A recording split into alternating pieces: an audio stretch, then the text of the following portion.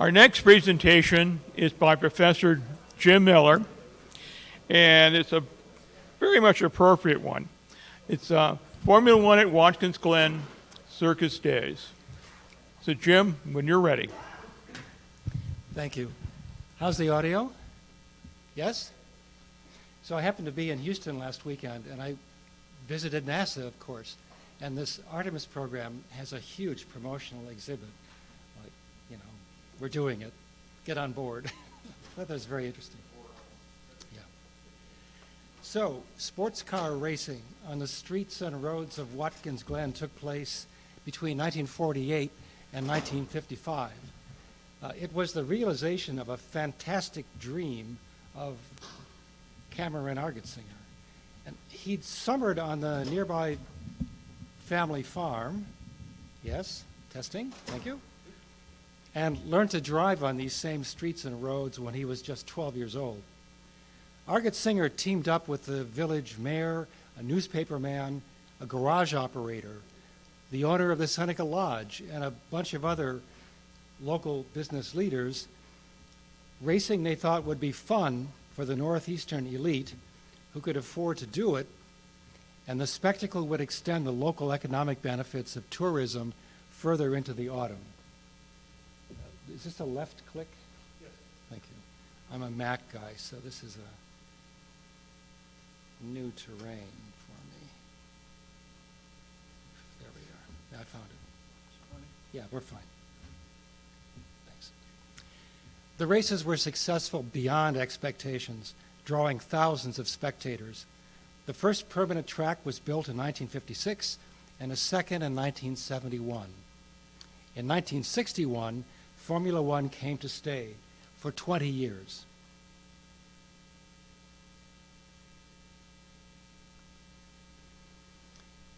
This presentation is part of a larger historical study of Grand Prix auto racing. Last year, I presented a model of F1's developmental stages with a media orientation and an emphasis on the U.S. Watkins Glen seemed to me to be a worthwhile case study of what I'm calling the circus era, and that'll be my focus today, although I can only skim the surface of what I've learned since last November. Let me begin with three key observations which will help you appreciate the details that follow. First, the 13 years of racing at Watkins Glen very much prefigured the Formula One experience in terms of organization, success, community involvement, sanctioning issues, and financial challenges. My second takeaway is related to the first. F1 at Watkins Glen was a fluke of historical circumstances that came together almost kaleidoscopically. It was at once a logical step in the modernization of Formula One, a remarkable local achievement, and a situation whose apparent strengths were equally the source of its eventual failure, that is, bankruptcy and the loss of the U.S. Grand Prix. A last observation is that there's no denying the importance of F1 at the Glen. Nearly half of all U.S. GPs occurred here. Watkins Glen hosted the race longer than any other American venue. Teams, drivers, the press, fans all agreed on the special charm and beauty of the place, the warmth and skill of race organizers, and the joyous participation of the villagers.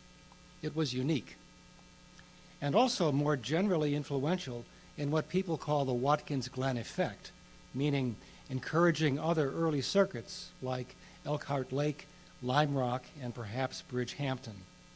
Nor is the past forgotten locally. For 30 years, the village has hosted a one-day Grand Prix festival that's a kind of reenactment of those long-ago times. And the Argetsingers family gift of the International Motor Racing Research Center collects and preserves precious materials that document the past available to anyone. This was a period when F1 began to become something recognizable to our own time. Regular circuits and countries became legacy venues. Familiar teams established themselves. Champion drivers emerged, and there were serious technological advances. The sport also became more commercial, financially dependent on sponsorship, which changed car livery from national colors to corporate and product designs, while new organizations like the GP Drivers Association and the F1 Constructors Association challenged both the authority of the FIA and the independence of local race organizers. It was also an extremely dangerous time when 9 drivers were killed, 2 of them here. These fatalities provoked drivers into a sustained program for safety that improved tracks and race cars. Here's a schematic. Yes. Here's a schematic representation of the circus era study as it's coalescing. I won't be talking about the media component today due to lack of time. My overall aim in this is to move outside the usual motorsport historiography into a more lived cultural context, a kind of arm's length, sorry, it's my allergy season, a sort of arm's length ethnography. The most abstract and all-encompassing frame here is the carnivalesque. By this I mean a zone of sanctioned fun, but crucially, where inversions of the normal take place, where fantasy becomes reality. So, speeding is prohibited, except here, where it's demanded, where mythical gods turn into superhuman drivers, where everyday safety and security are abandoned in favor of embracing danger, and where celebration without inhibition takes place. Think of the bog. A side note, and there could be many of these, during this period, another related carnivalesque phenomenon, the outdoor music festival, emerged. Holistic leisure, somebody calls it, complete with on-site camping, merchandise, food, and all the rest. In July of '73, there was Summer Jam, featuring the Allman Brothers, the Grateful Dead, the band, and 600,000 rock fans, a record, and it took place here.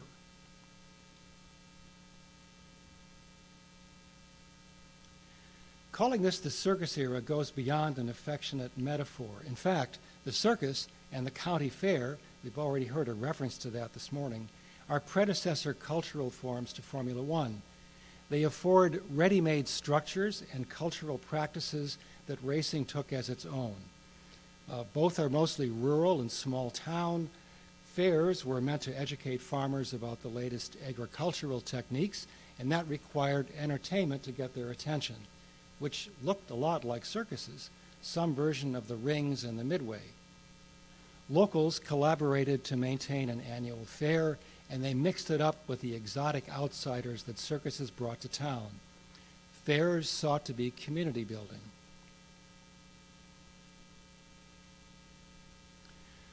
Circuses displayed advanced technologies like electric lighting and travel by train. Fairs involved competition, animal building, and canned fruit. Circuses were mobile encampments, while fairgrounds had permanent buildings. Fairs' most popular events included horse racing, which gave way to auto racing with circuits and grandstands. Auto thrill shows were a kind of circus spin-off. There's a great deal more to say about how circuses and fairs foreshadowed automobile racing, and maybe F1 in particular during this period, just not today. Watkins Glen is a rural village whose population during the circus era was about 2,500. People descend mainly from English and Irish immigrants, and there's a sizable Italian community. The area then was mostly agricultural, with a significant salt-producing industry. Situated at the southern tip of Seneca Lake, Watkins Glen has a long history of tourism. Steamboats and the railroad brought the well-to-do to elegant hotels and a spa near a 2-mile-long gorge, which at the turn of the 20th century became a popular New York state park. It was, and it is, a pleasant working-class town of small businesses and modest homes. Its biggest neighbors include Ithaca, home of Cornell, and Elmira, where there's a small airport. There is nothing in any of these rather commonplace features that even hints that someday Watkins Glen would become globally synonymous with the pinnacle of international road racing and produce a 75-year heritage of motorsports. The invention of road racing at Watkins Glen was a top-down affair. It would come to involve the genuine enthusiasm and active support of townspeople, but it was mostly the work of a social elite, men with the experience, education, time, and means to organize, operate, and compete in sports car racing. There was a core of local founders. They were informed by pre-war racing in the US and Europe and savvy enough to gain sanctioning, to close the streets and roads, to stop the trains, to attract contestants and all the rest.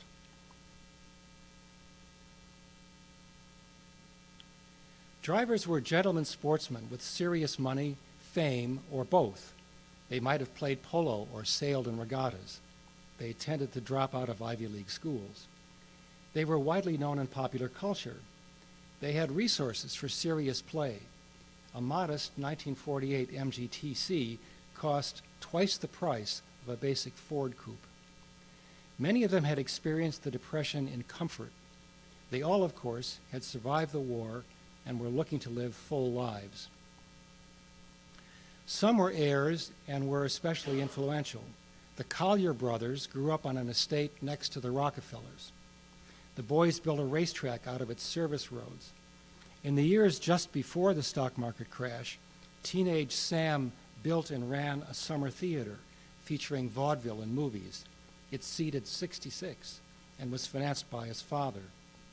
The patriarch made his money in streetcar and subway advertising and then bought more than 1 million acres of southwest Florida, where Collier County is named for him. Briggs Cunningham is in a league of his own. His influence on American post-war road racing is probably as immeasurable as his personal wealth. It was Cameron Argetsinger's dream to race cars through the roads where his family roots were generations deep. His father had gone to Ohio, where he became an officer of a Youngstown steel mill. Father and son drove Packards.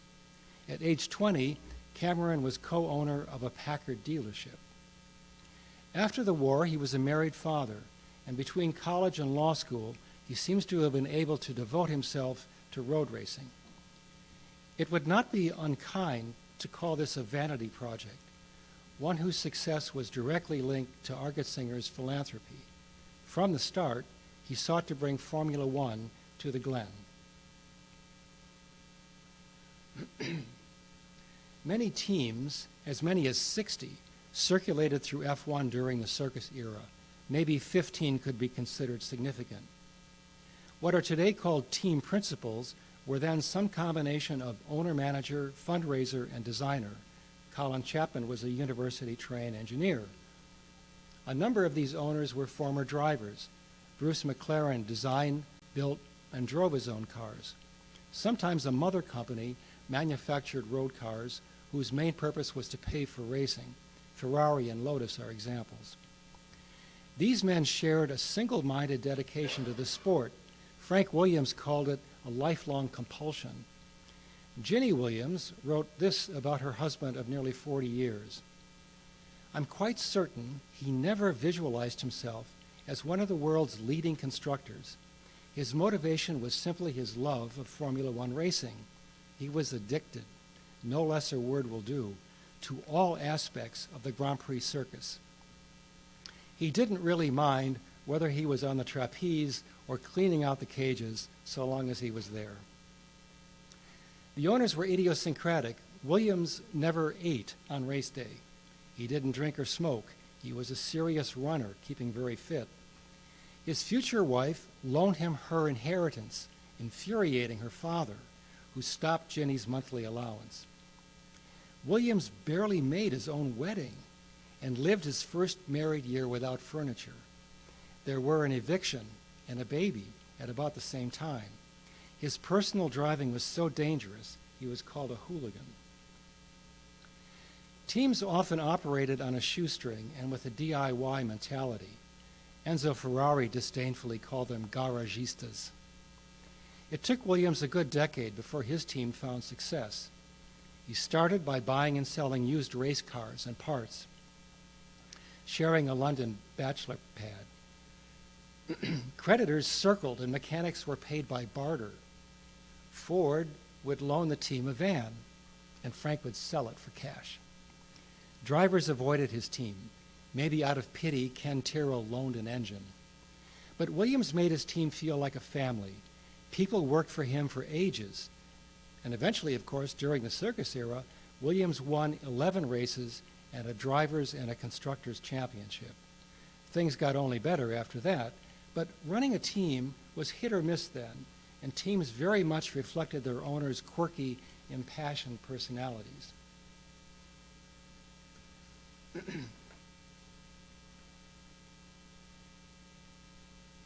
There's disagreement about who first remarked that F1 drivers are like interchangeable light bulbs, but you see the point. During the circus era, there were a great many drivers who passed through the sport. Teams then didn't identify, train, and advance them.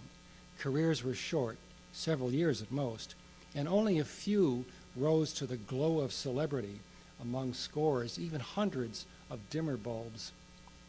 For most, even those who became stars, a driver's life was often one of struggle and danger. Jackie Stewart was 3 times world champion. Eventually, he ran his own team. He led the successful fight for driver safety. Roman Polanski made a film about him, and George Harrison recorded a single. He provided TV race commentary and was a spokesman for Ford and Rolex. The King of Jordan was Stewart's buddy. Stewart calls his F1 experience and the life it engendered a rocket ship ride. That's because he began as a mechanic in his family's rural garage. Climbing the ladder, he says, I drove whenever, whatever, wherever possible. For his first Monaco race, to save money, he drove the round trip from Scotland. And while he felt he was up against the sons of rich fathers, he referred to death on the track as akin to an air crash and a medieval battlefield. Today's drivers, Stewart says, have no understanding at all of what we experienced. Mechanics are the essential grunts of Formula One. They may be dedicated to their team and enjoy a winning relationship with the driver, but their anonymous life is hard, with 14, 16, and even 18-hour days not uncommon in the past. Steve Matchett, a Benetton mechanic for 8 years during the team's glorious 90s, offers these unromantic recollections. He recalls wearing bubble wrap on his feet during winter testing in the UK, plus a t-shirt, race shirt, sleeveless sweater, heavy knit sweater, duck-down body warmer, and wet weather anorak. The long hours, the all-nighters, and the hectic workloads that we are sometimes forced to endure are terrible facets of work in F1, and at times I felt we were little more than slave labor. Matchett concludes, the reality is this. Formula One, for all its associated passions, is a job of work, another way of earning a living.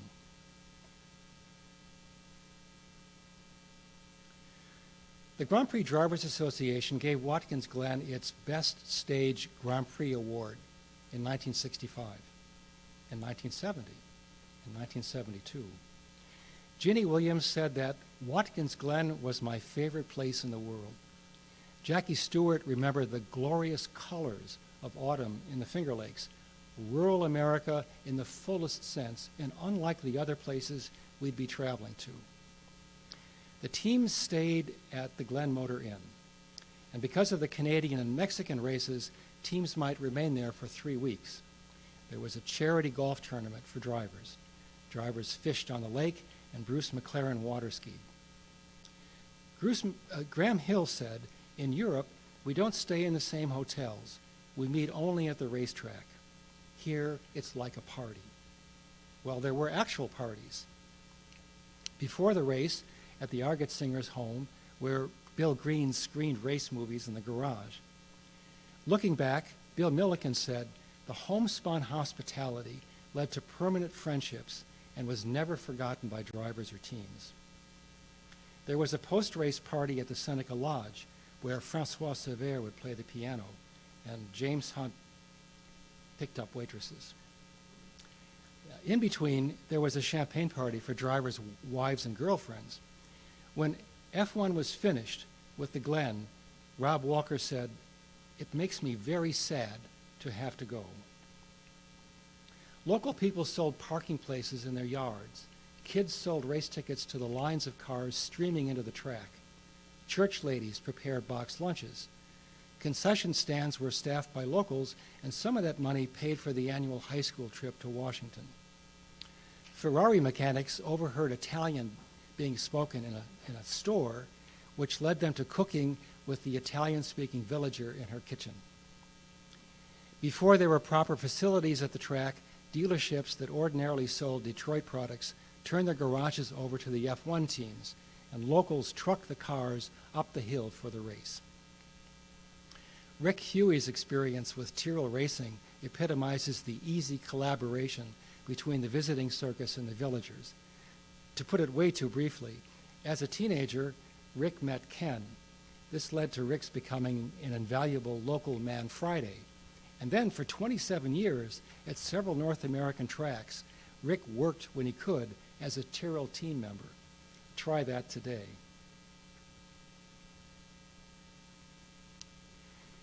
So what remains to be studied? Well, there is the so-called Watkins-Glen effect, a kind of ripple across U.S. road racing. Local participation was a distinctive feature here. More specific examples would bring this more to life, like names of lodgings and shops that catered to the race crowd, stories about volunteering, memories about F1 cars at places like the Chevy Garage, that sort of thing. But that's a tough challenge to get that kind of information so many years later. And some sort of limited comparison with F1 in Europe during this period would demonstrate either how unusual Watkins-Glen was or how certain Grand Prix qualities were universal. I would just say that there's always more to be done. Thank you.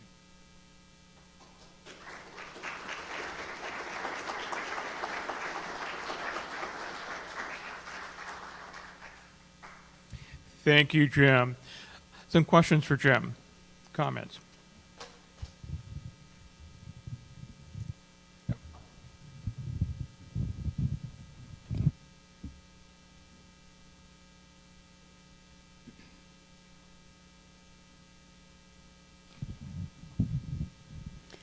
Thank you very much for that.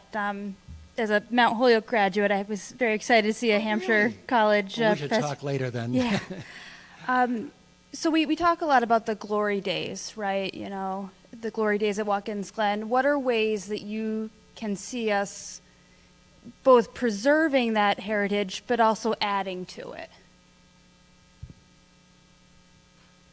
Well, I suppose there are different ways to come at that. I mean, my particular interest is here is regarding F1, and I have a broader interest in sports car racing. And you know, and of course NASCAR has been here now for a long time. So there's still racing going on, and the research center, where I've spent many hours, both going through materials and talking with generous people, is this living archive full of material, which.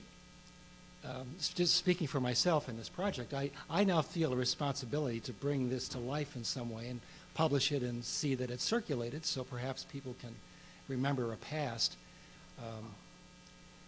Maybe the larger question is, you know, is there a future for auto racing as we've known it? Which is, so that I had this kind of cockamamie model that I presented last year, which suggests that maybe the next chapter in the life of Formula One, at least, might be a kind of a simulated hyper-reality experience where we don't have to go to a race, which actually isn't taking place anyway. Now that's pretty extreme as speculation. those would be my initial responses to your question. Thank you. Anybody else? held here? July of '73. Okay, that's interesting because in July of '72, there was a music festival held at Pocono Raceway, and it was about 250,000 people or so showed up, and it was like a Woodstock type of thing. Right. And that's just when you said that, and it's like, well, wait a second, Pocono had one as well, so it must just be a commercial endeavor for a facility that takes in lots of people, has a lot of room, can hold campers, and so I just wanted to Yeah, see the well, those were connection. the days, and these places are natural sites. The organizers here were serious professionals who had done other very successful gatherings. This got totally out of control, as I understand it. And as in many cases, well, Woodstock would be the prime example, many people paid nothing. They just overwhelmed the place. And my sense is that the local people were very upset by this invasion of 600,000 people. Well, the Pocono event did as well. Roads were blocked. It was a rainy weekend, so it was mud and a lot of gate crashing. And again, crippling the community because there was such an influx That's right. going to the racetrack. That's right. So Although some of us of a certain age kind of remember those things fondly, but we won't go there. It is- Any other questions? Thank you. Two comments. Vintage racing might be another way to help preserve and present the historic race cars. And you've probably heard this. Sam Posey wrote a book, I think it was called The Mudge Pond Express. It's a little hard to find, but it really describes a lot of the escapades that went on back in the day. Thank you. I haven't read Posey's book, but I live relatively close to Lime Rock, so the strait there is now named after him, and he lives in Sharon, I think. The vintage racing is actually one of the principal activities during the annual Grand Prix Festival here in September. It's a good point. And it happened a weekend earlier annually at Lime Rock. Yeah. Thank you. Any other questions? You. Okay. Now, Bill, don't challenge any of my historical No, I'm facts. going to tell. What I'm going to tell you is the biggest rock concert was here, bigger than Woodstock and bigger than the one that was in Ontario some years later. And when you came to, I worked here, and so did Rick Huey. Rick was around, and a bunch of us others. But when it came time for Summer Jam, you couldn't go nowheres in Watkins Glen. Montour Main Street was parked full of cars, and there was cars all over the place in Watkins Glen. The only way you could go down through Montour Falls was down South Street out and over the roadway to Burdett and all that. But it was the biggest thing in the world. And then the pickup after that was a lot, too. It was all kinds of things. Cars that would never go back where they had came from. And you'd find money on the ground. Food that was unable to be preserved because they didn't have enough ice. But anyways, Watkins Glen was the biggest one, bigger than the other two that I mentioned. Thank you. I would just like to say, as the hands continue to go up, how I'm trying to conceptualize a historical moment, and particularly in this place, is convincing to you, and whether you have suggestions for ways to fiddle with it. Yes, sir. I have to say this, and I hope it's not offensive to anybody, but in answer to the young lady over here, I think we owe Bernie Eccleston for the decline of Formula One racing here at Watkins Glen. And I really regret that we're moving to venues like Las Vegas. But money drives the world. Maybe just to add, Ecclestone then was the leader of the Formula One Constructors Association. He was a Brabham team owner at the time, I think. And his aim was to get a better deal for the teams while, and especially lining his own pockets. And my recollection, and others would know this better than I do, is that he in particular put pressure, along with the drivers, on the track for more updated facilities. I think toilets in the paddock might have been one of the issues, as well as safety. So there was this, one of the dynamics going on at the time was a kind of general upgrading that was just too expensive, as I understand it, for Watkins. Would you agree with that? Yeah, thank you. Okay, thank you, Jim. That was wonderful. That was My a pleasure. very Thank different you. look. Thank you.